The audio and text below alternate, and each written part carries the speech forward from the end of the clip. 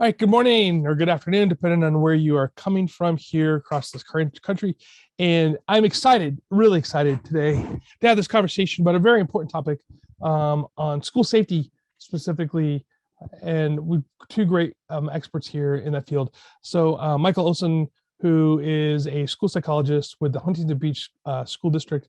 And we have Kent Kerrin, who is the director of campus safety for Vanguard University, but also has a vast amount of experience in police work, right? Coming from Huntington Beach Police Department. So looks like we got two Huntington Beach people here, and that's a good thing. And I'm coming here from Titan HST, Director of Emergency Management, and we will have this great conversation.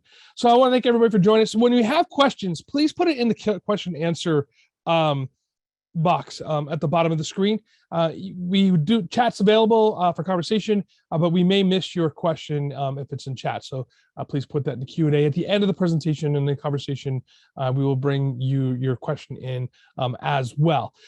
This is a conversation regarding campus safety and both through K through 12 and at the university level. And so we do appreciate questions that you have for the experts. So first, I want to bring Kent in, because we've been having some great conversations in the last few weeks regarding campus safety in general, and then of course the issues that happened in Texas came up. Ken, can you tell me a little bit about the background of what you guys are doing at the university, specifically on the active shooter front? Yeah, so I think when you talk about active shooter, you've got to kind of break it into two. It's a little more comprehensive than this, but break it into two areas, right? So there's the pre-shooter or the pre-incident, and then there's during the incident and your response, and then there's a little bit of the after the incident occurs. And so I think one of the things that we did is we brought in a group that's I'm sure most counties, at least in Orange County, Los Angeles County, I know we have them, to bring in a group, kind of an outside group, to come in and have a different lens and do a threat assessment for you. That's one of the first things we did. And we just said, hey, tell us where all of our vulnerabilities are. And they did. They put together a pretty comprehensive document. And at the end of that document, showed it to all of our staff members up and down the chain, and just started to begin to attack some of those vulnerabilities related pretty much to active shooters. And what it came down to was creating hard, anytime we make a harder space for an active shooter to get into, and make it more challenging for them. Realizing that if the active shooter's on campus, you got about 3 to 6 minutes before law enforcement gets there. So if you don't have any response model, you're doing as much as you can to make it very challenging for the active shooter, and hardening spaces for students and staff members to go to. And so we started doing that with classrooms, and we started doing it with office spaces, and creating sometimes as simple as a solid door that's a janitor's closet, putting a peephole in there and putting some supplies in there, and being that the space where then those people in that office space go to. And then kind of moving fast forward, doing some training, obviously getting Titan HST as a communication piece for our emergency communications, because you got to let everybody know what's happening. And I'm sure, Todd, you can dive deeper into that. Then having a good threat assessment model for the pre-shooter stuff. And then our response model is arming our officers. And we've been in the process of doing that. It's getting in the training certification. And we kind of went next level other than the BSIS certification. We went through 832 and 832 firearms, in addition to most of our people also being retired in law enforcement. So that's the active shooter response side. And then just adding to that is the medical aspect of it, having tourniquets and things that can stop the bleeding, so that if we do have an active shooter, we're able to treat as many people as possible after the incident. So really quick, for those of you that aren't in California, 832 is the basic level of law enforcement training that's required for entry into law enforcement. So it's a higher level of training than if you think of your basic security guards. Just kind of put that in perspective. So now, one of the aspects I'd like to really discuss when it comes to active shooter prevention, and this is where Michael, I'm going to kind of tap into your knowledge, is really identifying troubled people, whether it be youth in K through 12 or college students, once they leave the school. Because what I've noticed in the shootings that have occurred in the last few years, a lot of them have been people who have been on the radar regarding psychological issues. How do you, I don't want to say profile, because I know it's a bad word right now, but how do you take a look at a student that may be exhibiting going down that path, Michael? And I think I want to tap into that question for you. Yeah, that's a great question. I think from the outset, it's really important to have a multidisciplinary team. And that typically in our school, that includes some sort of mental health professional, the administrators, and law enforcement when necessary. And I think sometimes we get into trouble when we're making decisions or evaluating a student in isolation and not communicating with other people. You kind of see those looking back and lessons learned where that communication kind of fell apart. At our school in particular, we have multiple school psychologists, and we work pretty close together. It's really trying to gather as much information as possible on the student, looking for those risk factors that could potentially lead to violence. That doesn't mean, a student that's suffering with mental health issues is going to commit violence, but kind of pulling together all those pieces. We typically in schools have access to a lot of information, whether it's grades, attendance, the student's school file, looking back, in previous years, looking for early childhood behavioral problems, even violence at an early age. And then also tapping into the teachers that are with the students on a daily basis and seeing if there's been any changes in the student's behavior. Are they attending school less? And then I think it's also important that once we do evaluate a student, that we have some sort of way of monitoring those kids, especially if doesn't tip the scale into seeking law enforcement help. But those are the students that we want to keep a close eye on and make sure we're connecting them with the right mental health resources, getting them connected back to school, having those positive relationships with, the staff and other students. We get nervous when we do threat assessments on students and they either drop out of high school or they kind of disappear off of our radar, transfer schools. I know sometimes people like to take a deep breath when that student's no longer on your campus, but we should still be following up and, doing home visits and making sure that student's continuing to receive support. And how does somebody get into that pipeline, right? I mean, does a teacher just recognize that there's been some behavior? Is it other students that are reporting that up to school administration, parents? How do we recognize that troubled student and to get them help? So we really push the see something, say something type of training, both with our kids. The students often report concerns for their friends, and they're going to see things on social media that we may not have access to or be able to see. And we also have trained our teachers to look for those things, either in essay writing or the behaviors in class. And those concerns are typically reported, when they come up. However, if there's a specific threat that's been made, something that's been threatening, either in writing or said in class or in passing, our staff's really good at reporting that. And we then start the threat assessment process at that point. We consider it a likely possibility that it's true until the evidence shows otherwise. So, kids say stupid things, especially in high school. And so we get a lot of, threatening statements or things that come through. 99% of them are not credible threats, but we consider them credible until, the evidence, shows otherwise.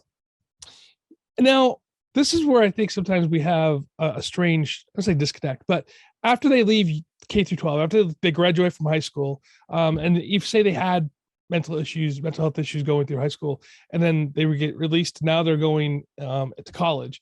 There's really no following up with that after they leave. So then they kind of come into Kent's world. How do you then take a look at that same thing? Like what's the best practice when it comes to mental health for college students? I know my experience at a university has been the first year, especially with their dorming, is pretty rough on some kids. And so we've seen this increase in kids self-reporting to mental health counselors on campus. but then most of them is just, I'm missing home. I'm not really figuring out how to fit in. That's not necessarily that they're threatening themselves or others, but there is that connect. What's that next step for you, Ken, at the college when, say, how do you follow along with those students? Yeah, you're exactly right, though. That first year, we get a lot of depression, right? So we get a lot of students that want to self-harm, or they're just super depressed and sad because they're missing home. There's a whole variety of reasons. Or we have some that come with some significant psychological issues. And so we have staff on here that are counselors, and they have opportunity to see therapists and counselors on campus. And those situations are transferred quite a bit. We have a care team, so we have different examples of teams here that care for the students, and then we have some that are more of the behavioral intervention side of it, which we recently revamped and are in the process of revamping. So I think going back to kind of what Michael said is we get some of those inputs from a variety of areas. So there's one instance where I got a paper written, I think it was in the English department, by a student, and the professor thought it was really odd, some of the things that were being read.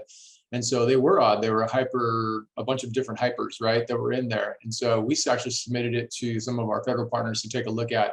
And some of the psychologists came back and said all that activity in there is incel activity, right? So we do know that like the incident in Santa Barbara was an incel, and there are a lot of our active shooters are incels. And so I think the big question is, and Michael can feed into this too, is it's management of those people when you have them. Right. So now you have incels on campus, right? Or that are in that zone. You've done a threat assessment, and they're not quite at that point where you're able to do something, but they're the people you want to watch. How do you do that?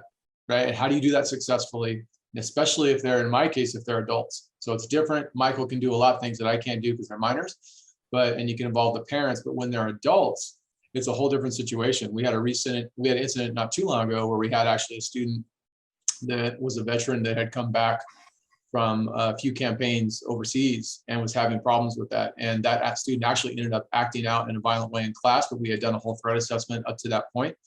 And we were just waiting for that one thing. And that one thing actually ended up being an action taken by that student that was threatening in nature. And the police were called in, and that student was arrested. But yeah, so there's a lot of similarities to the high schools, just a lot fewer things we can do in college, as you know, Todd.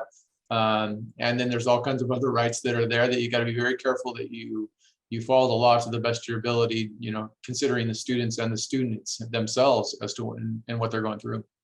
So that's the balance stack right there, right? Is the idea of having their rights to, everybody has rights to say things, do things, in a sense where we're protected by First Amendment and other freedom of movement. Right.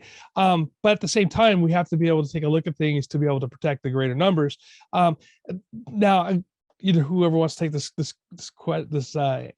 answer is, how do we balance that freedom of movement, freedom of speech, and then the protection of the rest of the campus? Michael, maybe you want to take that one.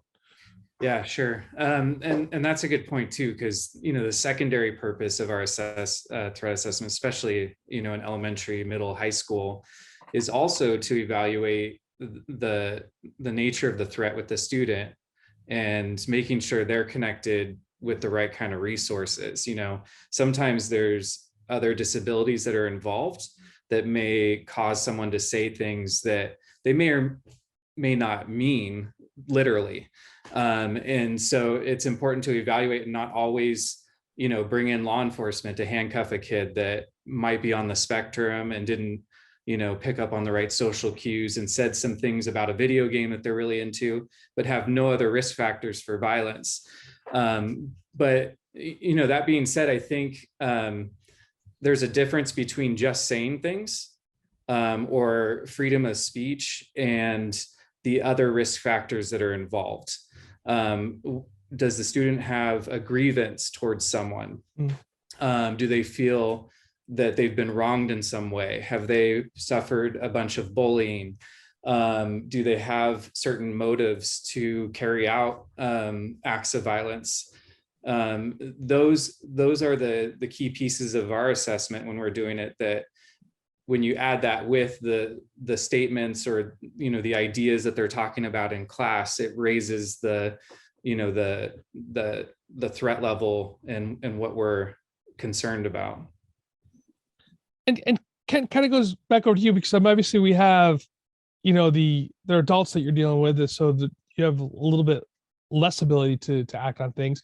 But with freedom of speech compared to what people are saying compared to their actions, how do you balance that?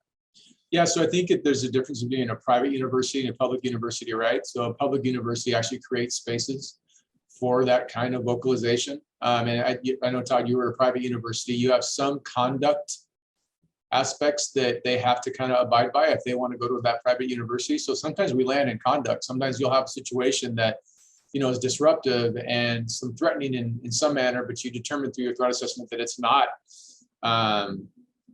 rising to the level that we want to involve law enforcement or sometimes even campus safety. And so you kick it down to conduct, and conduct then has a whole process that they have to go through in order to stay on that campus. I think it would be a greater challenge at some of these larger universities like your Cal States and UCs, where they're basically cities. I mean, you got 35,000 students on a campus. Right. I think it'd be very, very challenging. Whereas, you're anywhere from 3 to 10,000. And some private universities, you have a little bit more ability to care for the student. But that's why I think you have to have a really good relationship. And Mike, I don't know if you guys have this at the high school level, but having those two teams, right? So having a care team where they're actually going to surround that student from anything from depression to bad grades to psychological issues, you name it. And then that team's ability to kick it up to a threat level team who now is going to conduct kind of a different threat assessment, but armed with a lot of information from the care team, right? So I think however you get the input information is super valuable if you can get them on the care side first and show that you've had a year or two of caring for that student, and now it's evolved, and so now you're going to take it to the next level. So let's move from actually the individual student, right, to let's look at campuses and how do we secure campus. I know with colleges, the majority of the colleges that I've been to, I'm just trying to think of if I've ever been one that's not, are pretty open, right? You can pretty much park anywhere or just walk out of the campus without having too much issue. Most or a lot of K through 12, you're seeing more and more of them fenced around to secure access to them. Now, I know in California, we do have a lot of open campuses as well when it comes to high school. Where I grew up in New York, we're open campus up there. So interesting on that side. So how do we secure, let's talk about the open campuses first, because I think that's the biggest challenge.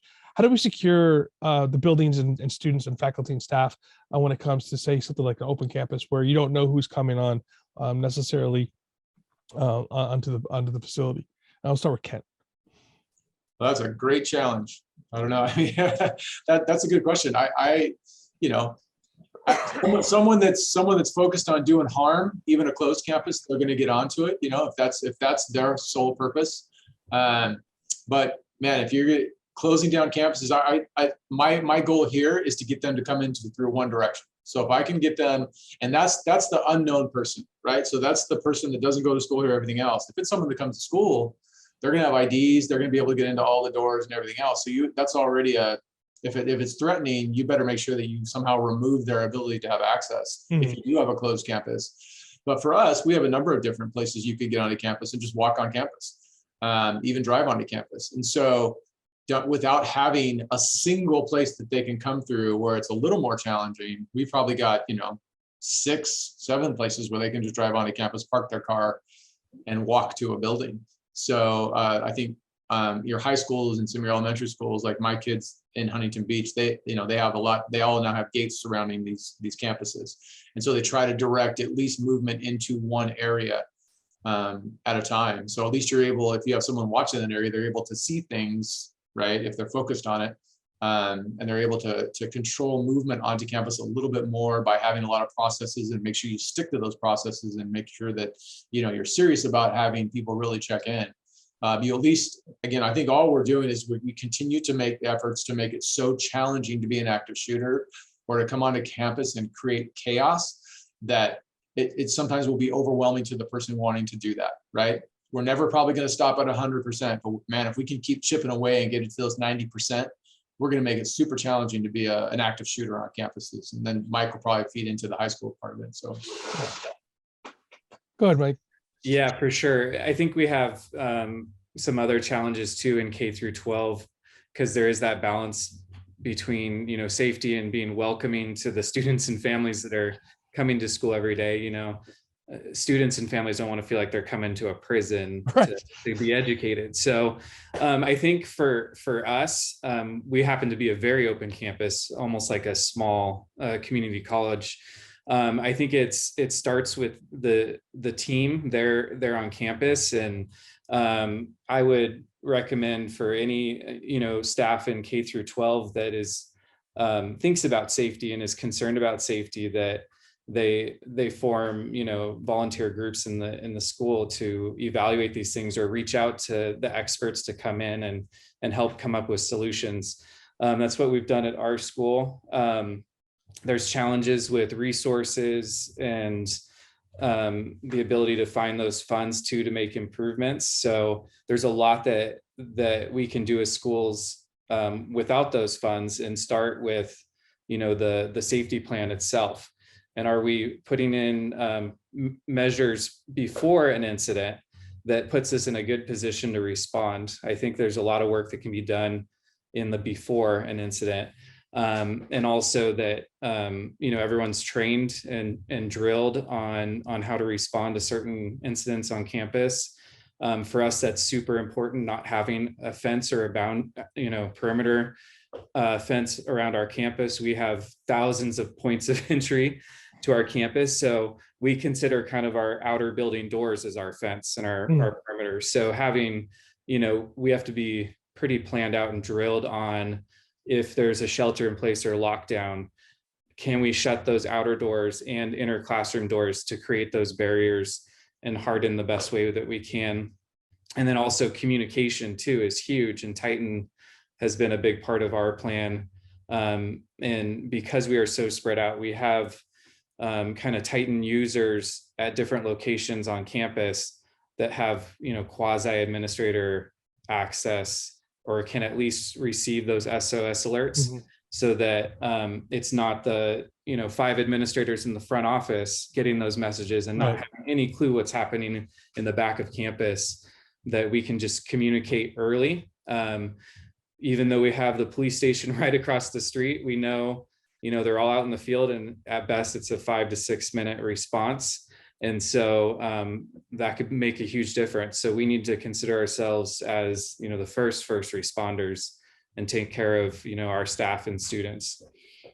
Yeah, absolutely. It's funny. We were talking about this a while ago about being able to harden the campus, and we could create a campus that will be completely safe, but it's not, you wouldn't want to go there for school, because it's like a jail. You're absolutely right. It's like a jail. I do have whoever came up with that floor to ceiling glass classroom. Not really keen on those classrooms, but I know we've had a lot of teachers ask us if we can make those bulletproof, and I'm like, well, you can, but that's the expense on that's crazy. But those are some of those design things that we could talk about, which I really wish that they would, when you're designing buildings, if they would talk to those of us in campus safety to see if we could help with that design before they pull those dollars into it. So speaking of design, I was out of school, and we actually put about $10 million worth of access control doors. We put every door on the campus access control. Very expensive, but that's what we did. Kent, I know you're kind of working through that process. Why is access control critical, especially with campuses that are open like that? Well, first, I would like to have $10 million to put access control on every door. So, the benefit is that you don't need keys, and from the touch of one button, you can lock the whole thing down. And so I think that, there's a bunch of different companies that do access control locally and abroad. There's some great companies, and they, each one of those little access points that you take advantage of until you actually have to buy them. And you see that you just have your little key fob, and you put it up to it and it turns green. You're like, oh, that's cool. And then you get it when you start your new job, and then you're on the other end of it having to purchase those. You're like, wow, those are expensive. And then you got to have a system, right? A system that people know how to operate, that when you do have that lockdown go down, and it goes out through Titan, right? And then the message goes out, hey, this is a lockdown. This is an emergency active shooter. And then the lockdown occurs. Is that connected? And fortunately, Titan does this with a lot of companies, but is it connected to your lockdown? So when you hit lockdown, does it shut down that access control, right? And so hopefully you're able to hit that before your active shooter gets in those doors, right? And then it's teaching your students what happens in the middle of a lockdown. Do you stay in the classroom? Like, what do you do in the classroom? I know for us, one thing we added, and you kind of spoke to this, was that there's glass everywhere. And I don't know about the high school. I don't remember being at Huntington High School, but I know here, like every office space is glass doors. Every classroom has a glass sliver down it that you can see into the whole class. So there was a company that made an easy canvas drop down that drops down right over the window and covers it. I mean, that one wasn't expensive, and you could make that yourself. You don't have to buy that one. But now you're creating, again, more of a challenge for the active shooter. They don't have time to then go through every single door. They know I have a real small window before either your first responders get there or your law enforcement gets there, and are going to start engaging that active shooter. So they've got to do the most they can, get the most kind of impact. And that they're not going to be able to break into every single door. And if they can't see anybody in the classroom, again, you create another challenge. Again, so I think everything you do, even if you have open campuses, is you just keep making it more and more and more challenging for them while they're here if you do a lockdown. Yeah, and one other thing too, I just want to preface as well that we talk a lot about active shooter because that seems to be the one that we can practice for and drill for. But we also have to look outside of that to other violence actions that could be potentially taken as well. I mean, if you think of Berkeley during the protests when they were firebombing buildings and things like this. So when you're looking at hardening your campus, think of those as well, right? So there's a lot of twofers that you could do that you harden for that. It fixes the other issues as well. So I just don't want everybody to be in that tunnel vision of just one particular threat thing. Also, everybody, if you have questions, please jump into the question and answer chat over there, or the question and answer section. We'll be taking questions here shortly. So that being said, Ken, go back to you. When you're looking at your school, are you looking at all hazards approach to planning, or are you just looking at specific incidences that you'd look to plan for? No, so I mean, from a planning perspective, we also are planning for natural disasters. And here in California, we're fortunate not to have hurricanes and tornadoes, but we have an earthquake that's coming any day now. At least that's what I've been told for a long time. So we're all planning. We're not planning. All of us have been in the 6.0 earthquakes and the 5.0 earthquakes. We're planning for the 8 plus, right? It's going to do significant damage. And I think that's what you kind of have to then start thinking, like, okay, so how long is it going to be while we're in a disaster like this? And I think most of the information out there is a week to maybe we can have 2 weeks. Todd, this is really more of your wheelhouse, but you need to have over a week of food. You need to have over a week of them be able to have water. I mean, I was talking to, we're CERT certified here, right? So working with our fire department, some of the things that I just didn't even think about coming into this position is where are you going to go to the restroom? And so do you have those supplies on standby? Especially if you're a residential housing, like your university, my university, other universities, you could have 1,000 to 5,000 affected residents here that can't go home because they live out of state, right? And they're not going to drive home either, and drive to another county if the earthquake's that bad. And you've got to realize that you also got to have medical supplies, because if it's that big of an earthquake, you're not even going to get the fire department if they're on the corner, because they're going to be putting out fires. And police are going to be responding to other emergencies.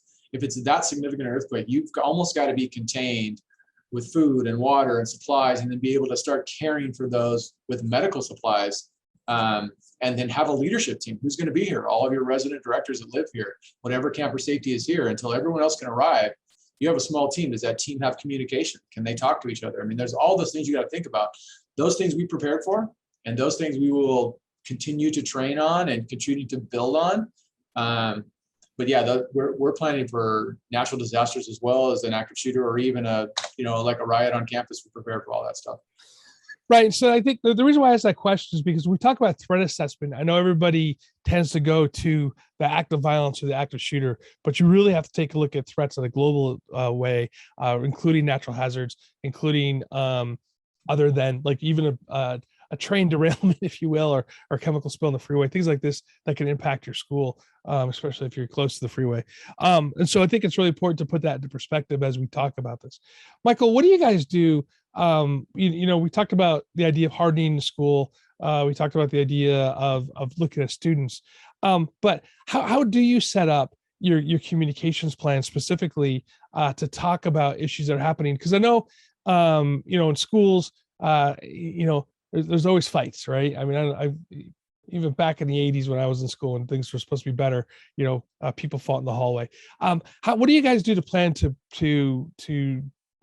alert people to those issues?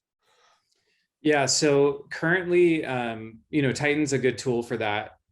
We don't have students linked into Titan yet. It's something we're looking at for next school year, where students could send those SOS alerts or report certain things going on around campus. Right now, we have, our staff and our security staff that's roaming around, and every school has their problem areas. And I think I think Kent mentioned earlier too, doing a vulnerability assessment of your campus, I think is huge. We kind of, as staff, know those problem areas, but it's good to have an outside expert come in and take a look at your campus. And they should be looking at those things too, where students are congregating, asking about your specific plans and communication plans. The U.S. Department of Education also has a great resource, rems.ed.gov. They have a lot of kind of technical support, and they do a bunch of trainings as well. I think having a good plan in place that's looking at those issues to take care of, prior to an incident, and how we respond during, but also the recovery from whatever that hazard might be. I have two more questions kind of on the planning side of things. And one is, you mentioned shelter in place, and then you mentioned lockdown. Mike, in your mind, what is the difference between the two of them? I mean, they sound very similar. Yeah, so even within our high school district, all the high schools kind of use different terminology, which could be kind of confusing.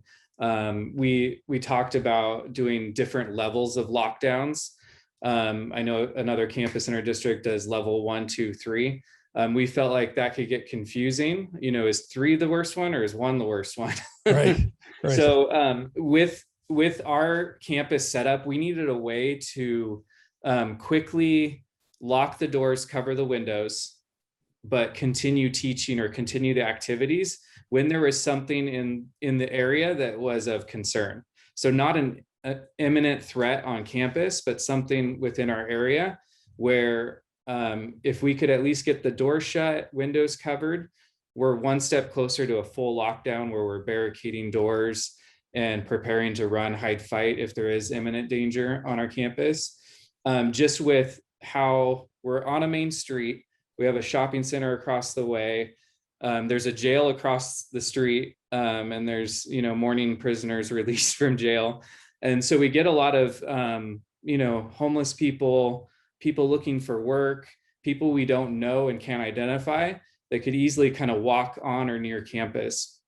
And so we had to come up with those two different procedures that had different names and were distinct enough for us to know, okay, this is kind of a lower level shelter in place versus lockdown, we're getting ready to fight. Right. So that goes into the question of planning and the planning process. My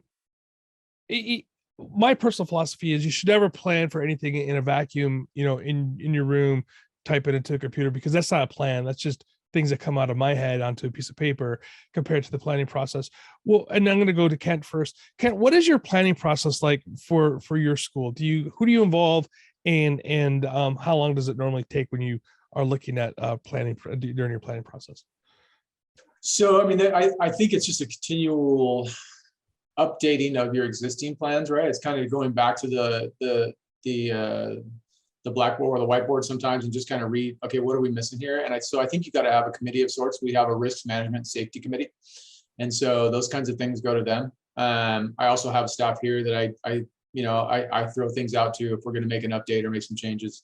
I think if you were starting from scratch, I think you'd have to go to a like-sized institution. I'm a firm believer in not bothering other people or borrowing other people's things that they've already wrote. So people like you, Todd, that have sit around writing that for the last 5 years, that I can go, Todd, give me your emergency plan on evacuations for a hurricane, But yeah, so I think you just build on your existing plans, and you obviously make changes. And then I think part of that plan, though, is to being able to say, okay, if we had to do this, are we able to put this in place? If we're going to if it's even just a tabletop thing, let's just say this is going to happen. What's our every one of the people at the table that's part of that committee or part of the group that you're trusting to help make those plans need to have buy-in and need to have suggestions that they can make to that plan, because sometimes you'll just see things that don't work. Especially if you got like facilities team on there, how often are you paying attention to facilities, and the facilities go, that's not going to work. We don't have that. I'm like, oh, right. We got to take that out of the plan then. You know what I mean? So that's kind of how our process here. We don't have an emergency manager per se. That's a collection of people that kind of occupy that position. And Michael, you as well. Yeah, Kent makes a great point. The tabletop exercises have been super helpful for us when planning and making changes to our plan. I think a lot of schools have maybe older, outdated plans. Specifically for our school, we get a lot of turnover in the administrator position.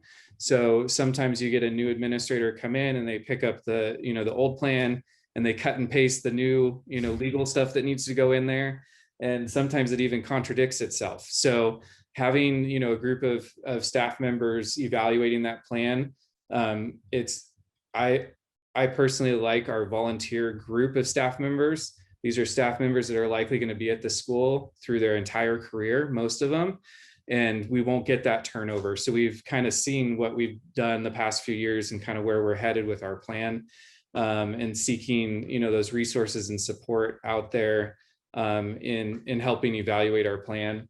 I think the tabletop exercises with that group is super helpful to kind of see where the holes are and what is working and what's not. Yeah, absolutely. I think tabletops are the most underused tool that you can use in the planning process. And that's the other thing too, is I tell people all the time, when you're doing your tabletop exercise, or any exercise for that matter, you're testing the plan, not the people in the room. So I think that's critical to understand.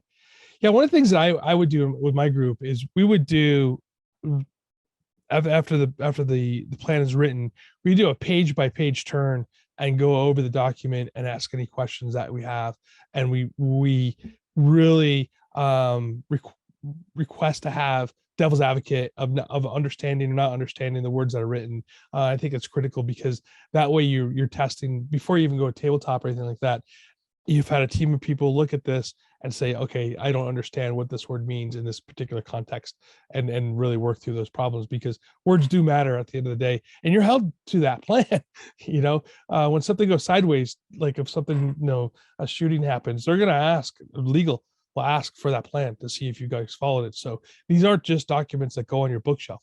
These are living documents that you have to abide by, or at least try to. Now let's talk about training here really quick, because I think that's the next step, right? So we have the plan, and then we go in from there to training exercises. And I'll start with Kent. So what is your training exercise program like? So I think it depends, right? So let's just use fire drills as an example. Everybody does fire drills, right? And so there's a fire evacuation plan. I think part of the way we train for that is just because we're a university and we have to abide by Clery, is we've got to do 2 of those fire drills a year, right? Interesting thing is, it doesn't necessarily hit all of the office buildings. It definitely hits your residential towers, but not necessarily your office buildings, right? So then you also got to go around and do your office buildings. And so you all have basic fire drill plans. And this is really a plans across all universities and high schools and stuff. And then once you have your plan, it's really going to the setting off those fire alarms, doing the active shooter drills, using Titan, and then kind of seeing, for me, the value, a ton of value is in seeing how everyone responds to it, and then say, okay, if you are on the second floor and there was a fire on the second floor, what are you going to do? So if your plan is to use 2 evacuation points, your plan just kind of went out the window, right? So you've got to figure out, as you're going through this with other people, so what are you going to do if you're in charge of this floor and this happens? So it's also having those conversations at the time of drilling. And then seeing what doesn't work. I mean, sometimes you find out a bell doesn't work, it's a fire drill, or those kinds of things that happen, and so it's an opportunity to fix them. So part of the planning process is also instituting some of the training in the drills, and then finding out what works and doesn't work, and then adjusting your plans accordingly. So we're in the process of this year, we'll be doing probably our first full Titan HST active shooter communication, outside of just doing small things here and there. So I'm actually looking forward. You can come console me as we do it. Absolutely. And we shut down the entire university for 30 minutes to see how that goes. But yeah, so I'm actually looking forward to see how we respond to all the different aspects of active shooter and, a lockdown kind of drill. So that's generally what we do for all of our planning. Michael, coming back to you, is that? Yeah, if I'm being honest, I think a lot of our K through 12 schools are probably behind on this because of COVID and not, having a lot of in-person schooling or opportunities to do, in-person drills. I know there's also, for some, a hesitation to talk about these things at the start of the school year. It's supposed to be fun and exciting, new school year. And I think sometimes fear gets in the way of, planning in the right way and talking about these things to provide peace of mind, not to cause fear, to have a plan and to know how we're going to respond should bring calm, not more fear. Absolutely. I know in California, we have the Great Shakeout in October, and it's almost become kind of a parade, or everyone does it, right? So if you're not doing the Great Shakeout, you're not doing drills. But unfortunately, I think at least what I've seen is we get stuck focused on earthquakes, which those of us who have lived in California, we've heard it since kindergarten and know exactly what it is we're supposed to be doing. And we forget about the lockdown drills or the active shooter type things, which is also delicate, especially depending on the age of the students, but there's good ways and bad ways to drill those. So making sure that you're taking into consideration the stress and psychological effects of drilling and making sure you're doing it the right way. And I know for us, that's something we're looking to get back into, doing more frequent drills, not just at the start of the school year, but also when you do drills, covering everything, how you're using your communication programs, Titan, the PA system, all the other tools that we use to make sure those are working and everyone knows how to use them. And one thing that I think is helpful too is debriefing when there are situations and not necessarily waiting for a drill to talk about how has the procedure gone. We get false fire alarms quite frequently, and it's good for our group to debrief even those and see if we're, responding in the way that we're supposed to. Hey, Todd. Yes. One thing that I do like, this was a benefit of Titan that I didn't really know when we actually got Titan as one of our emergency communications, was the opportunity to house all of your plans in Titan. And so I know that a lot of people, where those plans live was always the issue, and they usually were in notebooks in someone's office, and didn't have a lot of utility to them. But I think now, even if you're communicating that, and if you had whatever the emergency is and you communicate it out to students through Titan, and this is why I know, Mike, you guys were talking about getting Titan for the students, but for me, it's a critical piece of our communication. We've actually had phone lines go down, and Titan was our only form of communication. Yeah. And Titan also hits emails and text messages, which is a huge benefit. But for those students, if you did have an active shooter or you had an earthquake or whatever your emergency is, and you're able to communicate through Titan, is you can actually direct them to those plans so that they can see, what do I do in the event of X, whatever the emergency is. and they can go right from their phones, go right to their phones to that area that the plans are laid out for them, evacuation routes, everything. I dumped everything in Titan. So that, that's a huge benefit for me to then also communicate that out to them. Hey, if you're building X, here's your evacuation plans. You know what I mean? Absolutely. You've seen those things on the walls, when you go into buildings, the evacuation maps and stuff like this. And if you think about it, I know they're there because they have to be there. But if you're about to evacuate, you don't really go to the map and take a look at where you're going. So having that on your phone, I think is critical. A question did come in, and the question was, how much of your plan do you share with the general population, or is a certain part of the plan that you should keep private until needed? That's a really great question. It's that's the question of the century when it comes to how much is sharing and how much is too much sharing. Who wants to take that? I can tell from us, I put for the most part, all of our plans are on Titan. They're on our website too, so you have two opportunities to take a look at what our plans are.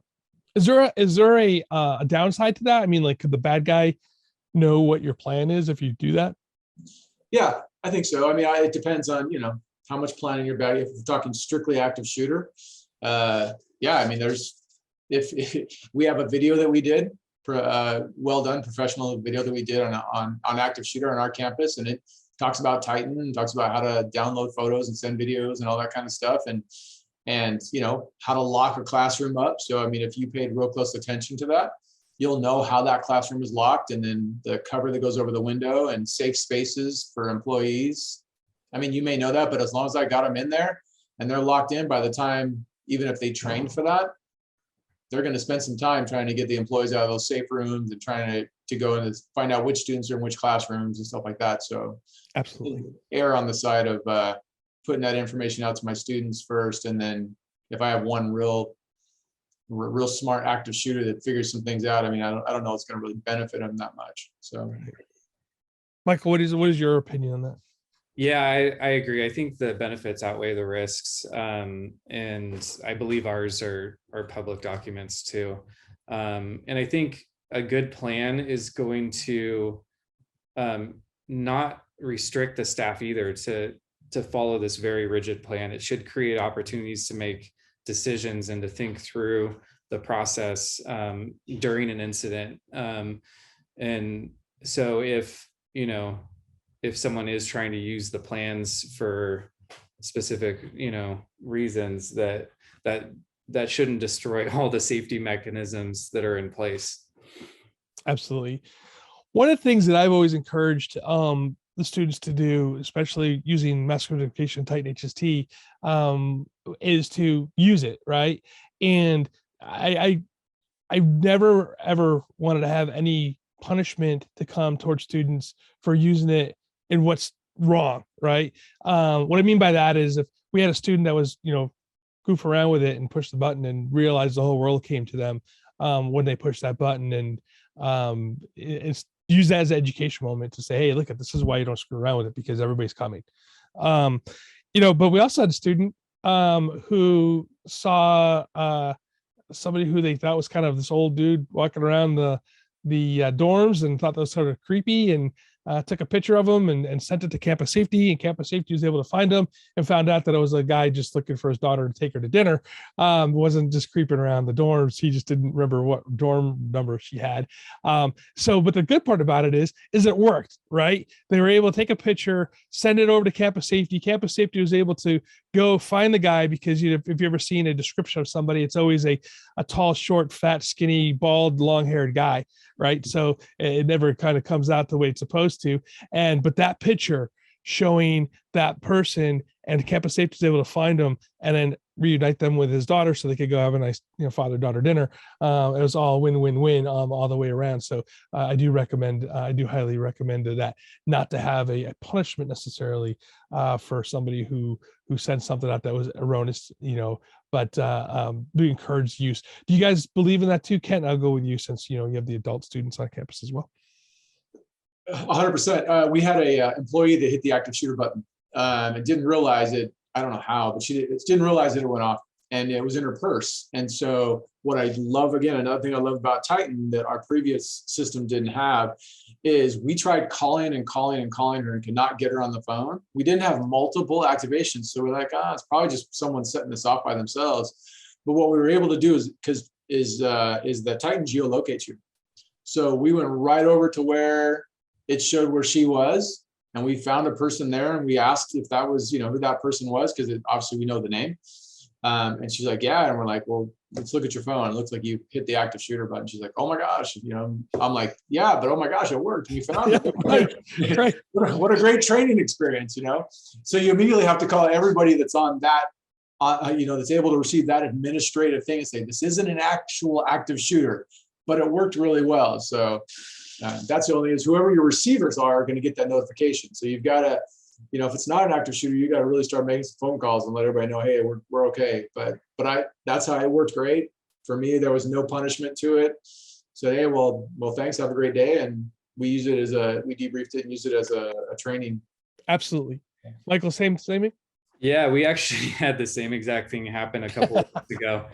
And the unfortunate thing is, it was a staff member that's been having technical issues all year long, even getting it, up and running on her phone. And the day I helped her get it on there, I don't know how it happened, but the same sort of thing. We went to respond directly through Titan to that person. Before we could do that, it was resolved, which means, she canceled it out. But just to be safe, we called our classroom, picks up, cancel. But what's interesting is that went to 38 building leads, teachers and other staff members received that SOS alert. So it was actually, and this is what we told the person too, no harm, it gave us an opportunity to test the system, gave us an opportunity to debrief and see, not one of those building leads put us on a lockdown or shelter in place. And, we were able to determine that it was a false alarm pretty quickly and test our system at the same time. And I think just to make a quick point on the see something, say something, or tip reports, I think it's super important to be positive with that, especially with students, that they see, even if they send something in that ends up not being true or maybe lower level thing, that we're able to communicate that it's working, and that's what you should be doing. That's really interesting that you have that many people that receive those administrative warnings or alerts. Todd, what are your thoughts on that? Because I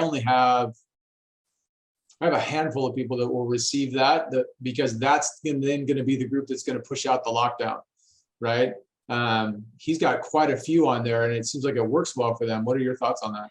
Yeah, I think it comes down to training, right? And permissions. So if you have 38 people, 50 people, 60 people, whatever, receiving that alert, that's great. But as long as they know who has the authority to push that lockdown button, right? I think that's the other side of it too. And because you want to make sure that it's being done, by somebody who has the training to do it, right? And so if everybody has the ability to do it and everybody's trained, that's up to the individuals. But my thing is the people that get the information, and this is kind of how we run it, is campus safety officers get everything all at the same time, right? So they're able to start going towards the threat as soon as they receive it. But on the other side of it too is if they're the maintenance request that goes out, only goes to maintenance people.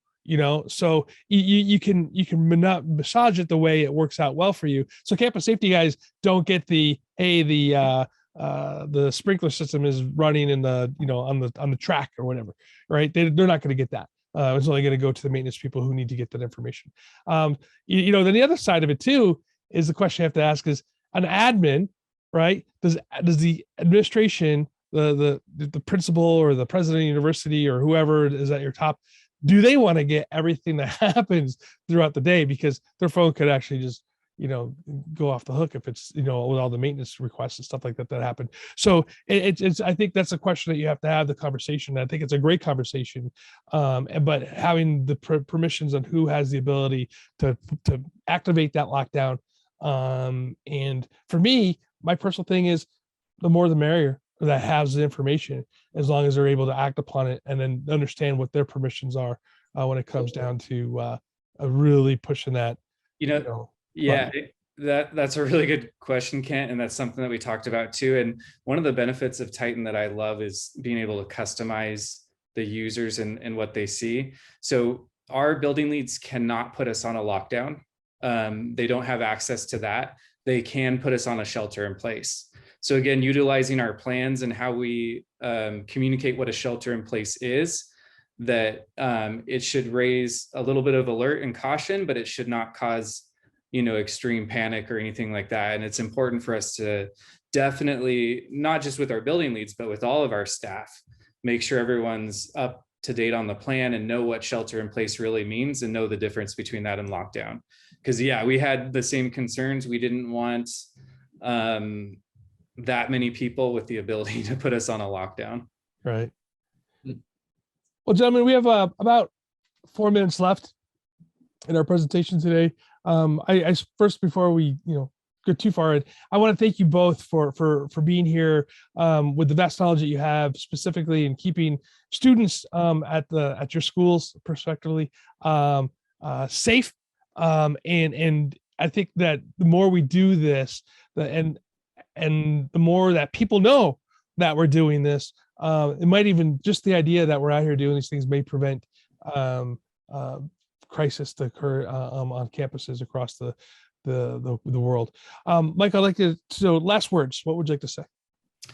Yeah, I think like I started with, for K through 12 schools, the staff members that are there every day, not waiting for the district or relying on, top-down procedures to happen, that you start asking questions at your school, forming committees, helping support the administrators and those involved with the planning and doing all of that.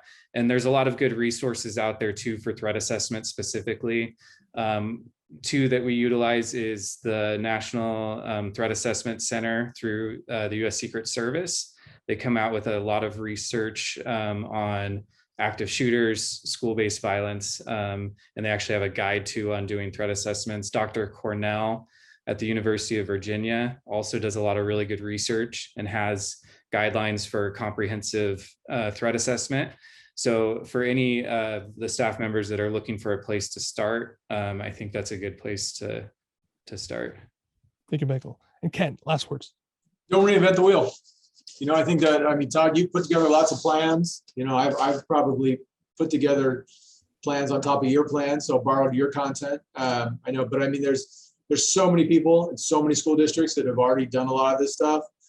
We can learn so much from the last incident and the incident before that, and kind of just develop, get a good rhythm, start to, like I think what Michael said, then once you kind of have a good set of plans and have a good idea of how you're going to handle things, then start doing some training. Where you've got money, harden the school where you can. If you don't have money, there's ways to harden the school. But I think it's just being creative when it comes to those kinds of things. If you have a response model, if it's an armed response model, you're going to have to train to that. So that's another thing we didn't really talk a lot about. And then we didn't really talk deeply about your law enforcement connections and how they respond, but anything from a threat to an actual response to an active shooter, just remember, they're not going to know where they're going when they get there. So you've got to have someone that can give them some guidance and actually take them by the hand to where they need to go. Because if you say the science building, they have no idea what the science building's at. So those are just a couple of things that are in there, but we're learning a lot. I think we're getting better. But. Absolutely. Michael and Kent, thank you again so much for your time. Anybody, if you'd like to have plans, I'm a pretty open book. You can always email me at my first initial T, last name DeVoe, DEVOE at titanhsc.com. I'd be happy to share any of my plans I have written with you to use as templates or just for fun reading material. Until next time, we will be having additional webinars coming up in the future. So please keep an eye out for those. And in October, we will be doing the Great Shakeout webinar as well. So if you guys want to learn a little bit more about that. And again, Michael and Kent, thank you so much for your time here being today. And remember, if you have any questions regarding Titan HST, please feel free to reach out. we'd be happy to walk you through it, give you a demo, and set you up with a great communications tool that could be used in many different ways. Until next time, stay safe and stay hydrated.